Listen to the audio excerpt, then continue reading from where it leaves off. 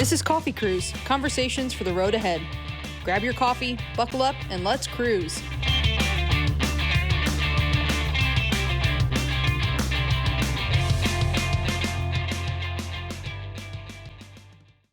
Good morning, Coffee Cruisers, and happy Mother's Day. It is Sunday, Mother's Day, and I hope that you all have a wonderful day, celebrating in any way that you do.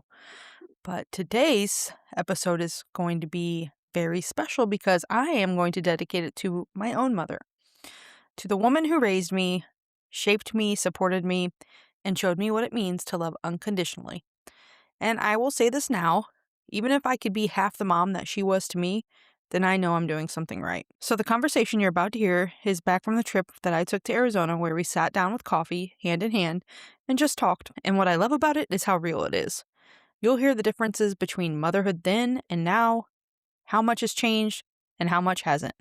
You'll hear her perspective on raising kids in a completely different world, and now watching me raise Avery in this one. And honestly, one of my favorite parts is getting to hear my mom as a grandma. The pride, the reflection, the things she sees now that maybe she didn't have time or space to see back then. And it's funny how life comes full circle like that. So today, this one's for you, Mom. And for anyone listening, whether you're a mom, have a mom, miss your mom, or are becoming one, I hope this conversation reminds you just how much those relationships shape us. So let's roll into Arizona and have a cup of coffee with my mom.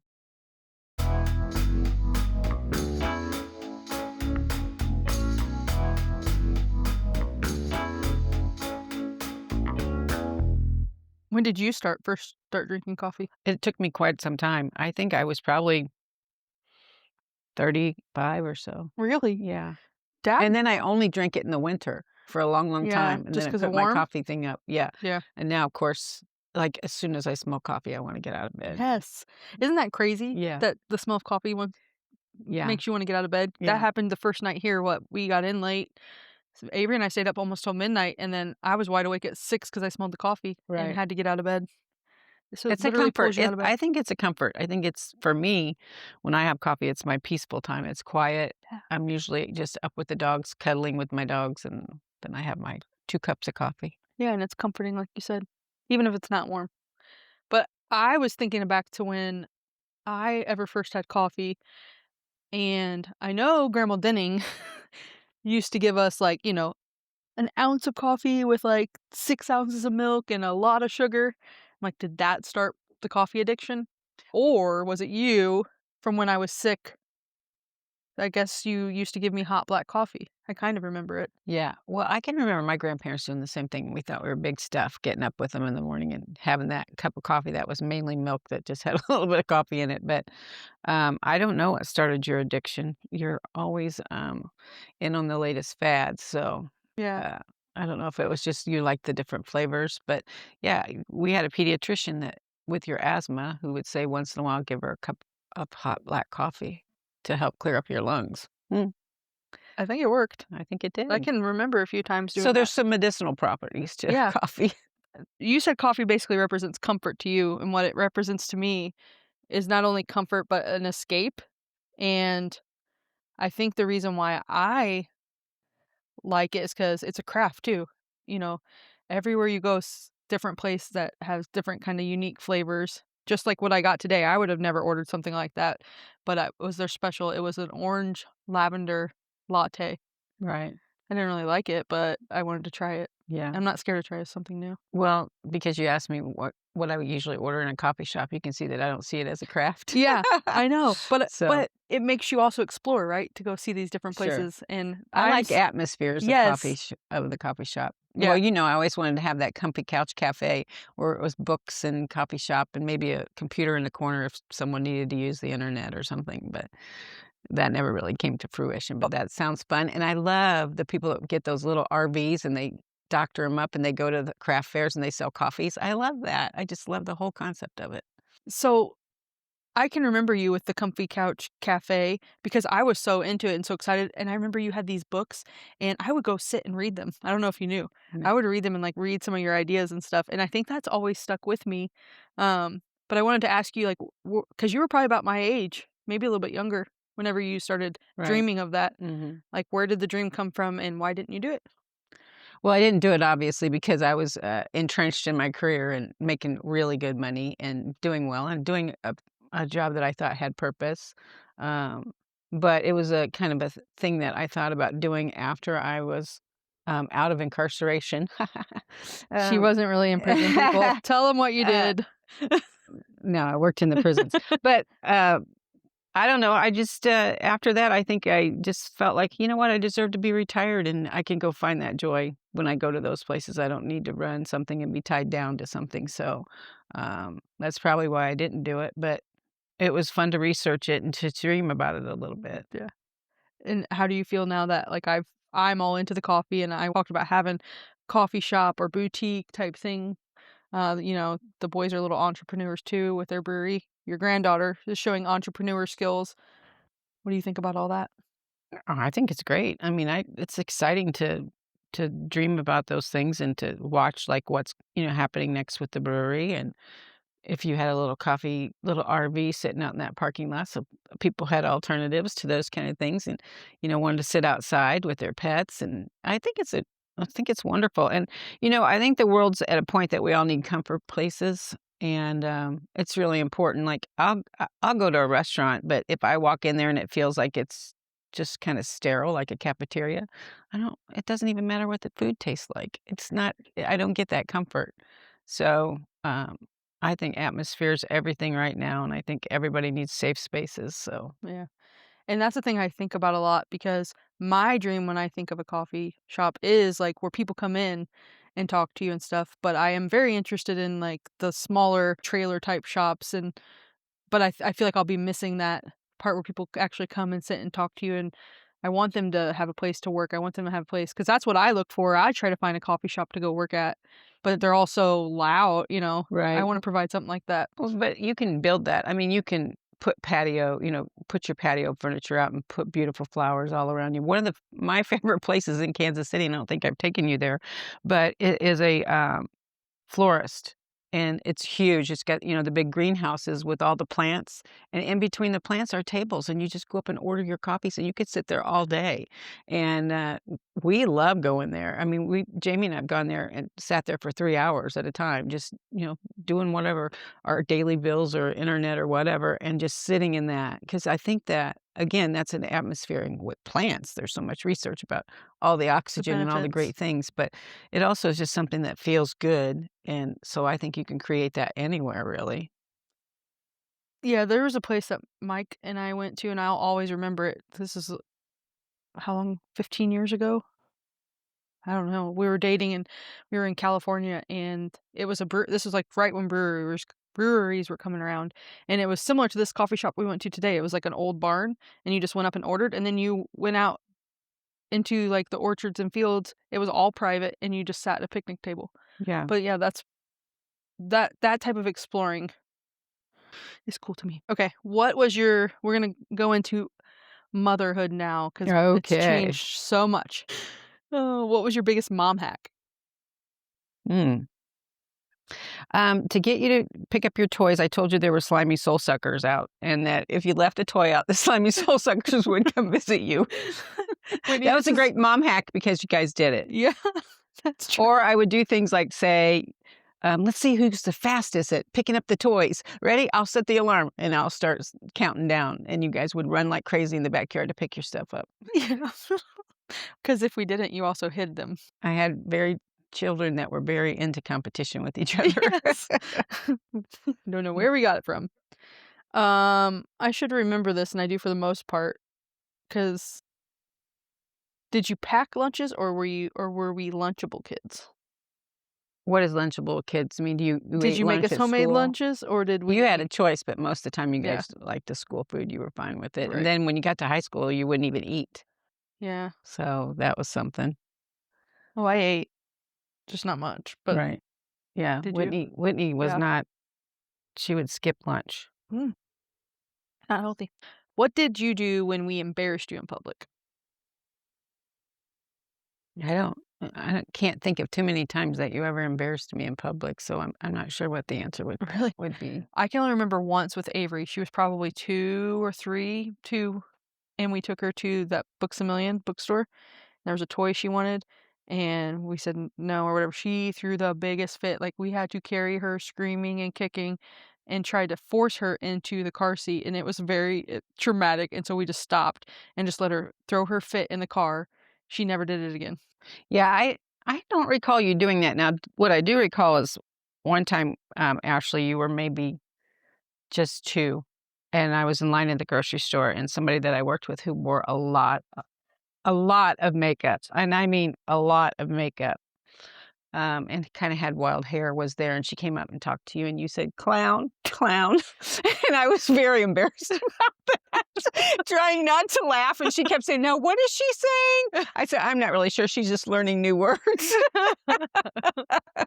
So, I mean, there was nothing I could do about it, but it's a funny one now to think about, Yeah. and, there was another time I can tell a story on Whitney too. Whitney would go into with us into stores, and if you didn't have your hand on her and corralled to you, she was taking off to go to the makeup or looking at dresses or something, and she took off, and I couldn't find her. I was in a panic, and that a man that I worked with said, "What's going on?" And I said, "I lost Whitney." And he said, "I'll help you find her." And so he did find her, and he walked up to her and said, "What are you doing, little girl?" And she came running back to me, and that was embarrassing that I lost her, but it was also funny because she never really walked away after that. Yeah. You put Yeah. fear into us. I didn't think to do that, though. He did. Right, yeah, true. What do you think moms today overcomplicate? Overcomplicate? Mhm. Probably their kids' lives, but, I think about moms that set up play dates and, all the activities for their kids and things like that, and I think, we didn't really have to do that, but you know what? We could trust you to ride your bike around the neighborhood and be back at a certain time. Whereas now with kids, it's a scary world out there. It feels like you're sending them out to Yeah. combat every day. So It's I hard n think that you do have to schedule that, and it has to be supervised. And it's unfortunate that that's where we're at in this world. So um, that's I think, would I have had the energy to work a full-time job and be able to raise a child like that, or children having to schedule everything? Yeah, So it is exhausting, yeah. and that makes us, like, helicopter mom, and I'm like, "Well, I don't wanna be that mom," but also, like, you have that instinct in you that it is scary. But when I, released you guys to go do Ah, whatever you wanted to do, you didn't have a cell phone to be able to right. check in with me, and, I didn't worry. I knew you had good judgment, but it wasn't it didn't feel like it does today. That's Yeah. really scary to send your kids out there and let them just, organize their own time and get their own routes and figure out, "I'm gonna ride my bike across town," or whatever. It's just unfortunately, the world that we live in right now is something that I think parents just have to really it devotes a lot more time to. Yeah, and the technology part of it is so scary because you can try as hard as you want. If those guys wanna find something out, they're gonna freaking figure it out half the time. She knows more about how to work technology than I do. Right, and there's good points and bad points to Right. that, Yeah, she's super, obviously. super smart, and she knows all these wild, interesting facts. Like last night when we were watching the movie, and she's like, "Gigi, do you know that that actress is 3 years older than you?" I know. Or, "Oh, this just came out of nowhere," and it's like, "What? How do you know?" She's like, "I searched it up." It's also, I mean, for grandparents, I'm gonna tell you from a grandparent perspective, I think I'm pretty good with technology, but I'm not always can I figure out the easiest ways, and it's nice for a grandkid that's 9 years old to figure it out better than I do and fix things for me. Yeah, and she's done that from a young age Yeah, too. It's just yeah. like innate in her. Um, so, is there anything that you think we're doing better today as moms?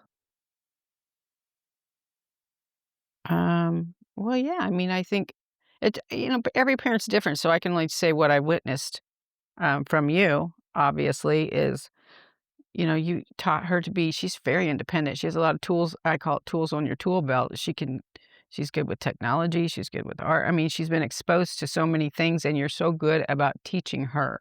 Like, when she was, what, 3 years old, Mike was teaching her how to screw in something into a board and hammer. And remember, I was a nervous wreck about that. And she's very confident in her skills. And so I feel like that kind of parenting skill is really important. And it's something I just don't know if we had the time that we did it like that, you know?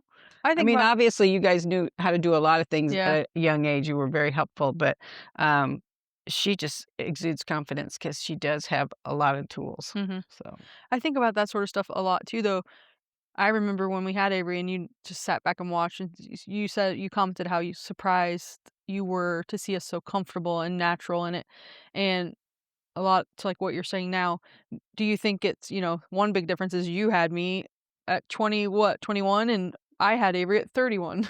yeah, I mean, for sure, it was a different world back then, and we didn't have the internet, so I was reading Doctor Spock or calling the Yeah. doctor's office every other day, you know? I mean, that those poor doctors, we Oh were, my god. constantly we were young parents, but we did rely on our parents to tell us too, but, you had so many difficulties, with your health in the very beginning that, yeah, I would read a book and then scare myself even worse, and so we were in the emergency room a lot.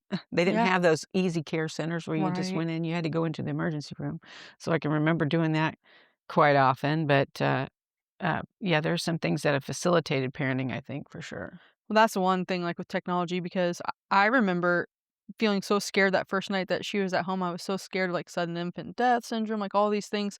You start Googling stuff and then you go crazy, and then I was like, "Forget it, I'm buying this $400 piece of equipment," Right, the owl or whatever, right. owlet, whatever, that went on her foot, and it gave me the most Yep, I sound remember peace of that. mind, and I just you don't think about it until you're in motherhood, and I thought reflected back to you, and I was like, "Man, how did my mom do this?" Yeah, Like we didn't have anything like that. yeah. So, even there was times that you were sick, your dad would just sleep in the room with you or, because he was the night owl and I was the early to bed, and we just did shifts, and that's just what you did Yeah. because you didn't have that equipment. We didn't have the video Yeah, video monitors and that kind of monitors, things. right. Yeah. Like, did were you even able to know if I was gonna be a boy or a girl? I can't remember. I don't think so. I don't think they ever offer that up Right. to ask, for us to ask.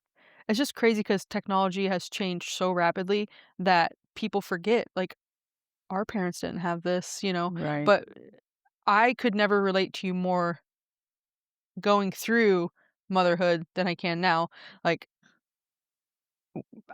if I didn't have a child, I could think I knew, but I wouldn't know until I actually went through it, basically. right, Like, right, the sacrifices that you've made and how difficult it is because you don't really get and maybe dads feel the same way, but I feel like I don't get my mind to myself hardly ever because even though I work from home, it's drop her off at school, straight into work. She's right back home, and I feel like everybody needs me or we have to go somewhere or do something, and then by the end of the night, put her to bed, and my husband needs time and attention too, wants to watch a show, but I'm drained, right. and I just feel like I never get that time, so it's nice to, like, get away, um, for a break. Yeah, I think co-parenting is so important. I mean, Yeah, you're lucky that Mike is the parent that he is, and he's great. because you just gotta adjust, how much time and energy that you have, to her energy level, and so you come home, you're depleted, then Mike's gotta step up, the co-parent steps up, and,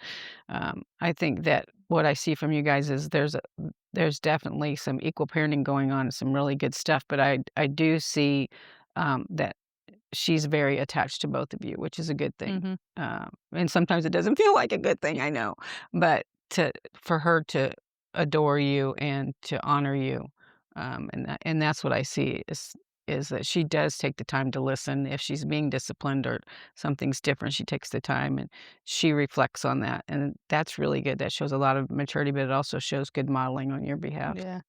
Well, that's the thing I realized too, and you hear stories of this, but it's like it's so easy to lose yourself during this phase of life, parenthood. And w- you know, want to soak in this time because I know that it's fleeting.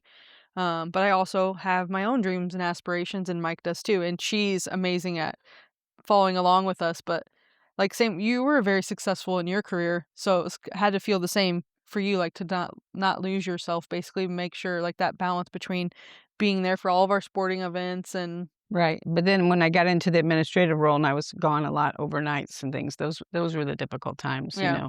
and I was thankful to have a co-parent W assist. Well, and I was gonna mention you always talked about it takes a village, and there's nothing further from the truth than that because, like, you see the village that I have now, and it's 2 close friends, it's my sister, and Right, it takes all of us, and I think you may not see it, but you get to hear about a lot, and actually you probably have seen it where me, Ashley, and our friend Heather, like, we step in for each other, Oh, I've give seen each it. other I've breaks, seen and it, and I've seen Ashley's parents step in as grandparents, and yeah. so, yeah, it's a wonderful thing to have such a big, huge, family. Family isn't just your bloodlines. We all say that, and it's a cliche, but it is so true. It's those people that step in and are there for each other, so Yeah, and but did you have close friends like that? And oh, or did you absolutely. have that village? Well, you had Aunt Marcia, and I Yeah. think you remember Aunt Marcia. Yes, Mommy Marsha. She made me Yeah, call her she mom, made you call her or else I mom, wouldn't get a toy from right? Walmart. So, there was always those friends, in that circle that would step in a second. Bella, Sherry, those Yeah, people that's that true. were pseudo grandparents, so, Mhm. of course, yeah.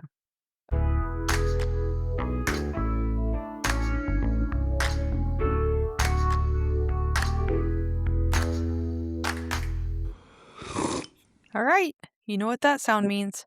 It's time for Coffee Cruise Confessions. Let's keep with the theme here. Let's be honest. What's something your mom used to say that you swore you'd never say, but now you catch yourself saying it all the time? So, my mom used to say things that I didn't quite understand, uh, and I'm sure she heard them from her mom, but she used to say, "Life sucks and then you die." I find myself saying that to Avery all the time whenever she's complaining about something, and then it makes me pause and laugh. Another one my mom used to say that I never really understood, but it was, "What's that got to do with the price of tea in China?" And so again, now, like, I find myself saying that not only to Avery, but to Mike as well, or just anybody who just keeps rambling and I have no clue what they're talking about and don't understand what that has to do with anything in the whole wide world. So anyways, thank you, Mom. Those are some funny ones, and I'll be curious if Avery will pass that on one day.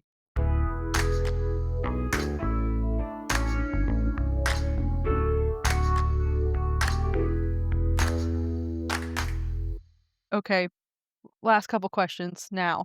Is grandparenting easier than parenting? Oh, 100%. I mean, grandparenting's the only thing that tugs is that's difficult about being a grandparent is not being with them all the time, Yeah.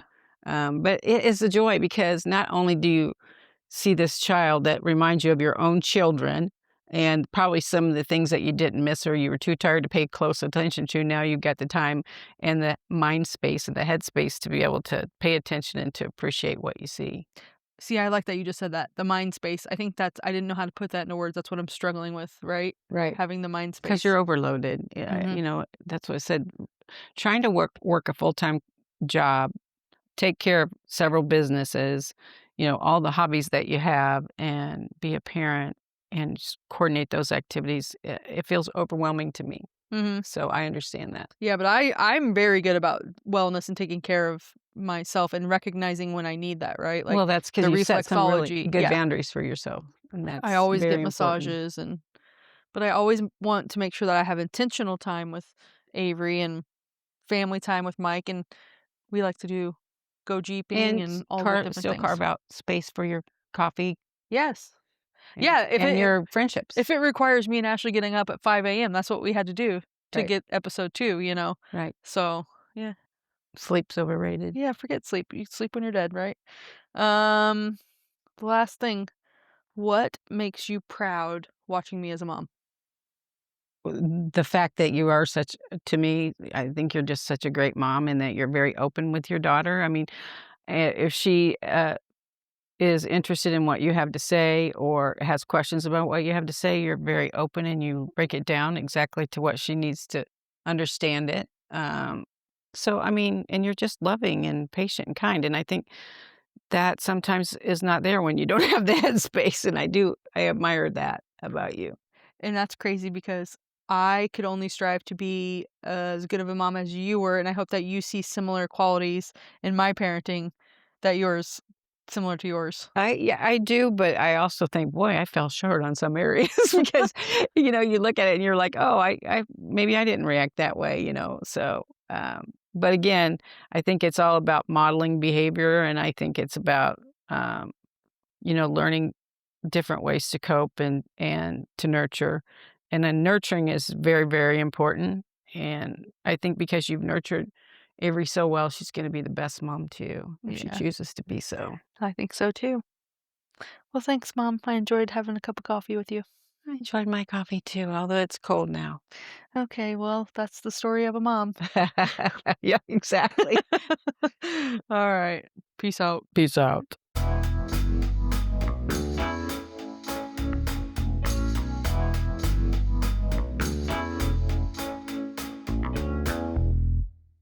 Man, conversations like that don't just end when the recording stops, they stay with you.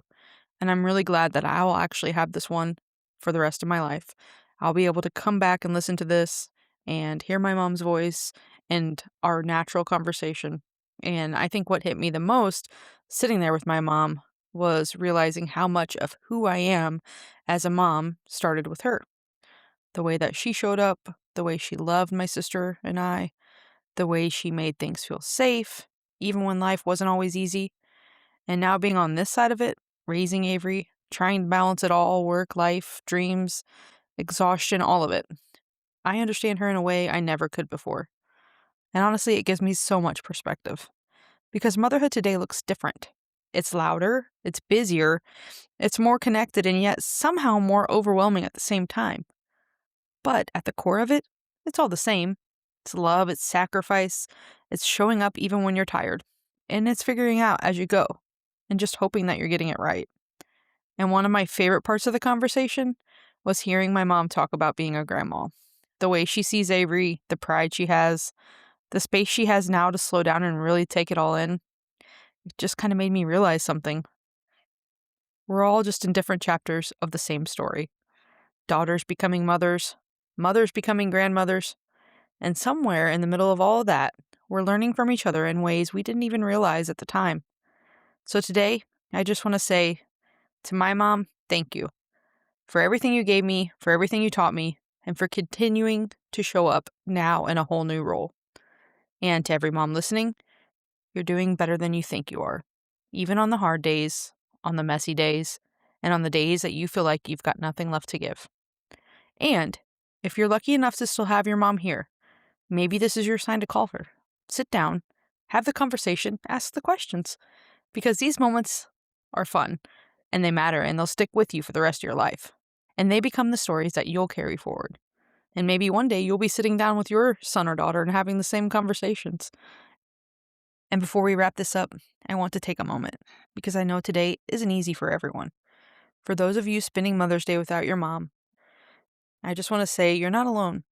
There's a different kind of quiet that comes with days like this, a space where their voice used to be, their laugh, their presence. But if there's one thing I believe, it's that the love they gave you doesn't go anywhere. It lives in you, in the way you show up, in the way you love your family, and the little things you do without even realizing where you learned them.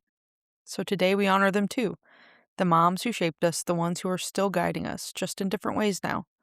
And if you're carrying that kind of loss today, I hope you give yourself a little extra grace. Maybe pour a cup of coffee for them, sit in the quiet for a minute, and remember them, because they're still a part of your story, every single day. Thanks for riding with me. I'll see you at the next stop.